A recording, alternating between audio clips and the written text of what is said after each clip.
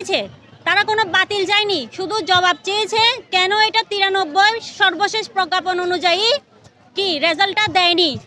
কিন্তু এই জবাবটা অধিদপ্তর মন্ত্রণালয় দেওয়ার কথা, কিন্তু এটা তারা কখনো বাতিল করবে এটা বলে নাই।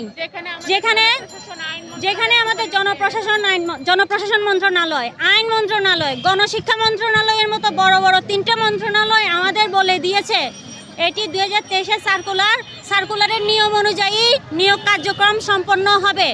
বর্তমান যেটা প্রজ্ঞাপন 93 আর 7%, সেটা 2025 সালের নতুন সার্কুলারে এটা প্রয়োগ করা হবে।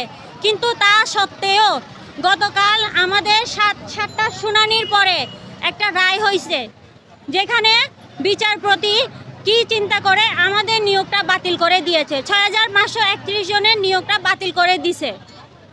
এখন আমরা এটা আমাদের সাথে অন্যায় করা হয়েছে, জুলুম করা হয়েছে, ঠিক আছে।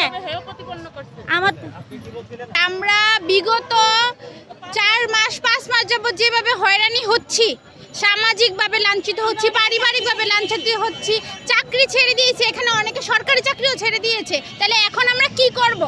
এখন আমাদেরকে যে তারা এইভাবে কালকে হঠাৎ করে একটা রায় দিয়ে দিল যে আমরা, তারাই আমাদেরকে নিয়োগ করছে, তারাই আবার আমাদেরকে বাতিল করে দিছে। এটা কি মানে আমাদের সাথে এটা কি ধরনের অন্যায়? কেন এই অন্যায় হয়েছে? আমরা এই অন্যায় কেন?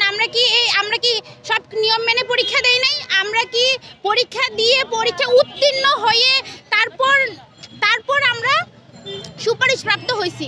তো এটা আমাদেরকে 4 মাস 5 মাস আগে সুপারিশপ্রাপ্ত করা হয়েছে। শুধু সুপারিশপ্রাপ্ত করা হয়েছে তা না, আমাদের মেডিকেল করা হয়েছে। অনেকে অনেক দূর দূর জায়গা থেকে জেলাতে গিয়ে অনেক পরিশ্রম করে, অনেক অর্থ ব্যয় করে আমরা এই কাজগুলো সম্পূর্ণ করছি। এই কাজগুলো করতে 1 দিন বা 2 দিন সময় লাগে না। যে অনেকে চাকরি করতো, যে ছুটি নিছি 1 দিন, আমরা এগুলো কমপ্লিট করে ফেলছি। 1 সপ্তাহ 2 সপ্তাহ লাগছে এগুলো কমপ্লিট করতে।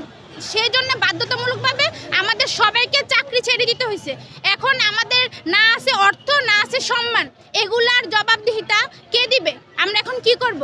আমাদের কোন অন্যায়ের কারণে আমাদেরকে এই শাস্তি দেওয়া হয়েছে? আমরা এটার জবাব চাই।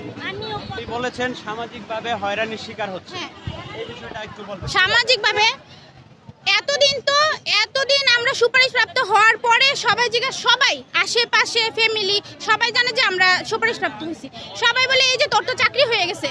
যদি আমি বাস্তব কিছু ঘটনা বলি, অতীতে কখনো এরকম কোনো রেকর্ড নাই। সেই কারণে যে সুপারিশপ্রাপ্ত হওয়ার পরে অনেকে বলে যে তোমার তো সরকারি চাকরি হয়েছে, মিষ্টি খাওয়াবা না? এরকম অনেকে মিষ্টি খাওয়াইও ফেলছে। আশেপাশে সবাই জানে আমরা সরকারি চাকরিজীবী। এখন আমরা অন্তত কালকের ঘটনা যদি বলি, রায়টা ঘোষণা হওয়ার পরে